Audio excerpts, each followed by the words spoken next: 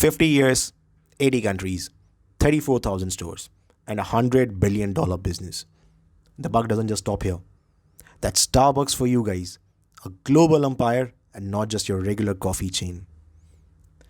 It was year 1971, more than 50 years ago from now. Three college friends started a retail business of selling high quality coffee beans and equipments. When naming the company, they thought that the word starting with ST has somehow a lot of strength, and hence they started shortlisting such words and finally came up with the name of the brand called Starbucks. For the next 10 years, they ran the business in pretty much the same way and same field, just expanded their presence to 6 stores. You know, no company, literally no company, becomes great by itself. There are a lot of good businesses which are localized, but only few make to the global cut. It's the same as not everyone can get admission into Harvard, Oxford, or Stanfords of the world. There are select few. You need a strong vision, a decisive person, conviction, persistence, ability to steer from the lows, hard work, and a bit of luck as well. And for Starbucks, this was brought by the man called Howard Schultz. It was in the year 1981, 10 years after Starbucks came into existence, that Howard came to know about the brand. At that time, Howard was working with one of the vendors who would supply material to Starbucks. He was surprised on how much the company was ordering and got intrigued. He decided to leave his own company and persuaded the founders of Starbucks to let him work for them. So in the year 1982, Howard joins Starbucks. He was working with the brand as marketing manager. His work took him to places, and one such place was Italy. He was mesmerized by the local cafe culture over there and presented the idea of pivoting his own current business from simple coffee retail to cafe. Obviously, the board would decline, and that's what they did. The year was 1985. But so strong was his conviction in the idea that he left the company to start his own cafe chain. In the late 1980s, when the coffee would retail at 50 cents, Howard wanted to sell the same for $3 in his cafe. He found it hard to raise investments for the same. Met close to 300 investors, mostly declined, as they couldn't buy the idea of Americans shelling out 6 times more for a cup of coffee. But persistence paid, and he was able to garner just about enough funds to fuel his expansion. As luck would have it, in the year 1986, the then Starbucks founders decided to sell the brand. And since they were in good terms with Howard and knew how much he loved the brand, they approached him with the offer of $3.5 to $4 million for 6 stores. Howard agreed. He raised the funds, and now starts the actual journey of the global behemoth the brand is.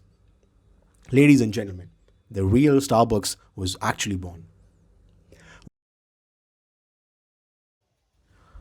Once Howard came back as the owner of the brand, he converted the original business model to cafes and merged his own stores also under the same name. Starbucks started taking slew of measures to get people hooked to the coffee or cafe culture, such as they started writing customers' name on the order cups. This brought in a very connected feeling with the brand, and still is one of the most talked about feature of the brand. They started with free Wi-Fi's in their stores, allowed people to sit back and work in cafes without buying anything. That is a no question asked policy. This brought in a lot of freelancers to kind of work from cafe, and they used to hold meetings also there at no cost. Innovation in products became a regular phenomena. They removed the focus from automated machines to handmade baristas coffee. Once they spent $7 million just to train the existing baristas by keeping 1,000 outlets closed. This got a strong message out to the customers that the brand cared for its customers.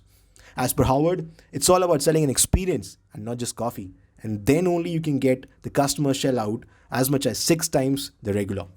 Guess what? All this worked. Now, all things sorted, starts the rapid and global expansion. First international store came up in Japan. The brand was expanding so fast that at its peak, the company was opening almost 7 stores a day. That's huge. Such was the focus on expansion that Howard Schultz left the CEO position in 2000 just to focus on global expansion. He returned again though in 2008 during global financial crisis when customers started cutting down on their global budget. The man is a stone bat. and again turned around the brand by taking various strategic measures. This time, his focus was on running the brand operations and not on expansion. He served till 2017 as the CEO and retired at its peak, with the brand now in safe board and in safe hands.